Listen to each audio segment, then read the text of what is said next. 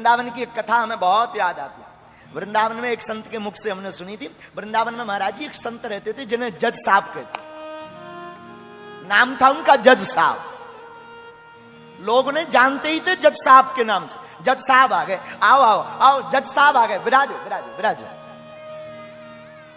तो किसी ने पूछा इन्हें जज साहब क्यों कहते हैं? वो महात्मा घूमते रहते थे। तो एक साधु बोले दरअसल इनको जज साहब इसलिए कहते हैं कि कुछ दिन पहले ये जज ही थे, अब साधु बन गए। साधु कैसे बन गए? बोले क्या हुआ, दक्षिण भारत में एक गांव में एक कस्बा था, गांव नहीं कस्बा, एक कस्बे में एक अदालत थी छोटी। दक्षिण भारत में, दक्षिण भारत में एक स्थान है त्रिवल्लम, वहां पर एक छोटे से कस्बे में ये जज के रूप में पदस्थ थे। वहीं गांव में एक बगल में गांव था कस्बा से लगा हुआ, गांव में एक रघुनाथ जी का मंदिर था।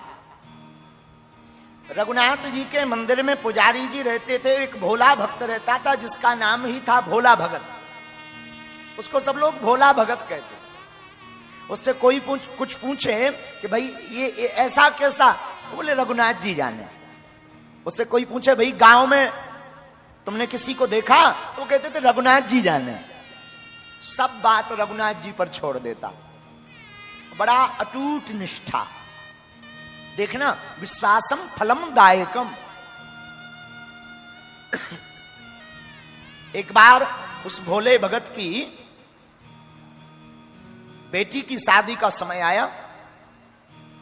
तो दो बेटा थे, एक बेटी। भोला नाम तो गांव वालों ने रख दिया था। तो बेटों ने कहा पिताजी बहन का विवाह करना है, संपत्ति है नहीं है, आप एक काम करो, गांव के नगर सेठ से उधार उठा लो, बाद में हम मेहनत करेंगे, मजदूरी करेंगे, चुका देंगे। ठीक है। गांव के अमीर सेठ से पुराना जमाना 800 रुपया उधार लिए, उधारी पर, और चुकाने की बात तय हुई।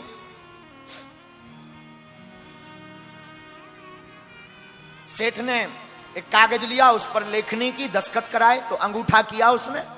वो आया, रघुनाथ जी के चरणों में वो पत्र रखा, सरकार 800 रुपए का कर्जा हो गया, अब आप कृपा करना ये चुक जाए। ठीक है, ठीक है।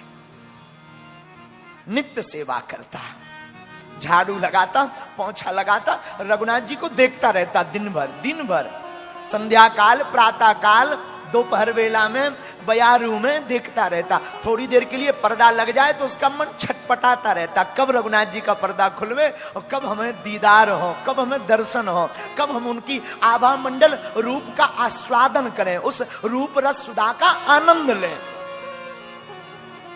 डूबा रहता मस्ती में। कालांतर में भोला भगत के बेटों ने मेहनत की, मजदूरी की, 1000 रुपया कमाए तो 800 रुपया ब्याज दे दिए, पिताजी चुकाया आओ। अब भगवान की कृपा हो गई, चुकाओ। भोला भगत, सेठी जी श्री सीताराम, आपकी जो हम उधारी ले गए थे ना, ये स्वीकार कीजिए। हाँ, लाओ लाओ लाओ लाओ। और भोला कैसे हो, आपकी कृपा है, रघुनाथ जी जाने। एक कागज लिया, वो जो कागज था जिसपे 800 की उधारी लिखी थी, चुकती लिख दी, दूसरी रसीद बना के दे दी, लो इसे पढ़ लो। हम क्या जाने, हम तो पढ़े लिखे नहीं साहब, रघुनाथ जी जाने। अब मलाल मन में भर गया सेठ के, अमीर के, ये बढ़िया है, ये पढ़ा लिखा है नहीं, 2 बार रुपया ले सकते हैं इससे। तो अच्छा एक काम करो, जरा पानी लाओ भीतर से। उसे पानी लेने भेजा तो जिसमें चुकती लिखा था वो पर्चा अपनी बही में रख लिया, झूठ मूठ का ऐसे ही ऐसे ऊपर नीचे कुछ लिख लिख करके दे दिया, लो ये है, चुक गए, जो आ गया। आया भागा भागा, रघुनाथ जी के चरणों में वो पत्र रखा, आपकी कृपा से रुपया चुक गए। सेठ की मती मारी गई, भक्त पर भगवान को कौतुक करना था, तो सेठ ने दोबारा रुपया लेने के लिए इनके ऊपर, भोला भगत के ऊपर केस लगा दिया। ये कोई घटना हम आपको त्रेता द्वापर या बहुत सतयुग की पुरानी नहीं, कलयुग की, अभी यही कोई 80 साल पहले की घटना सुना रहे हैं।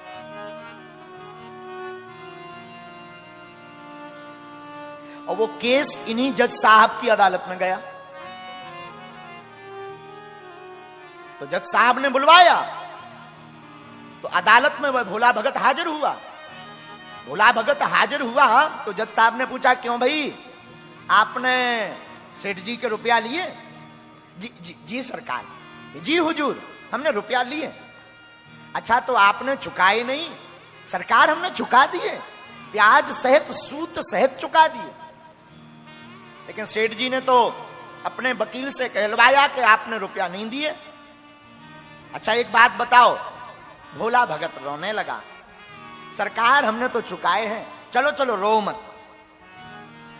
आपने जब रुपया दिए तब कोई वहां था तीसरा? बोले, हुजूर, और तो कोई ना नहीं था, रघुनाथ जी और हमारे और सेठ जी के अलावा कोई चौथा नहीं था। जज साहब को लगा रघुनाथ जी कोई गांव का आदमी है, तो गरीब दशा देखकर, शरीर की दशा देखकर, अच्छा ठीक है तुम जाओ, दोबारा फिर गवाही होगी, फिर आना। तो अपने ही रुपयों से जज साहब ने एक संबंध निकाला रघुनाथ जी के नाम से। डाकिया संबंध लेकर के गांव में आया। अब भगवान की ऐसी कृपा कि उस गांव में रघुनाथ नाम का कोई व्यक्ति नहीं। तो किसी ने कहा कि यहां पर रघुनाथ नाम से तो कोई नहीं रहता, पर रघुनाथ जी का एक मंदिर है। तो वो पत्र पहुंचाने वाले ने कहा कि वही मंदिर ही बताओ, वहीं दे आए। मंदिर में पुजारी जी बाहर बैठे बैठे सीताराम सीताराम सीताराम सीताराम जप रहे थे, बड़े भावपूर्वक सीताराम नाम का कीर्तन कर रहे थे। तो कहा कि रघुनाथ जी का मंदिर यही है? पुजारी जी ने कहा, हाँ मंदिर तो यही है, ये संबंध आया है, हस्ताक्षर करो। अब पुजारी जी ने सोचा कि जब भगवान ने संबंध बुला ही लिया तो हम क्यों रोड़ा बने। उन्होंने लिए सो हस्ताक्षर कर दिए। उन्होंने लिया सो राम जी के चरणों में संबंध रख दिया। राम जी की तरफ देख के बोले, सरकार, आज तक फूल माला पुष्प वस्त्र बहुत आए, आपके पास संबंध पहली बार आया होगा, इसे भी स्वीकार करो। और संबंध को जैसे ही रखा तो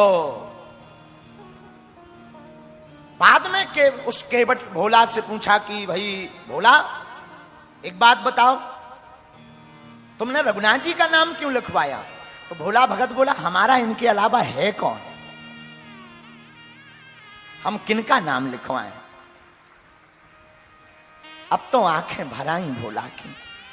भोला को पूरी बात पता लगी, पुजारी जी को पता लगी, तो संबंध में लिखा था अमुक तारीख को उपस्थित होना है।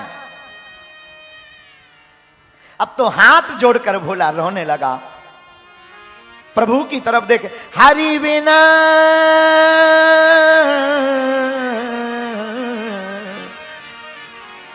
हरि बिना संकट कौन निवारे, हरि बिना संकट कौन निवारे,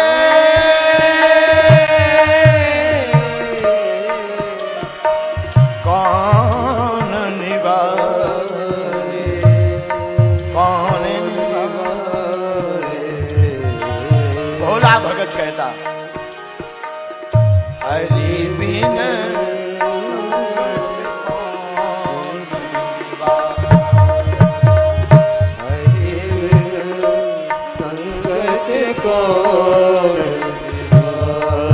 रघुनाथ जी, साधनहीन मलिन दीन में, साधनहीन मलिन दीन में, जाऊं के ही के द्वारे,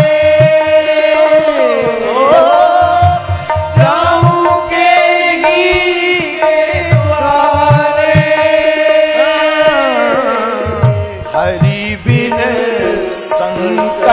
कौन निवारे, हरि बिन संकट कौन निवारे।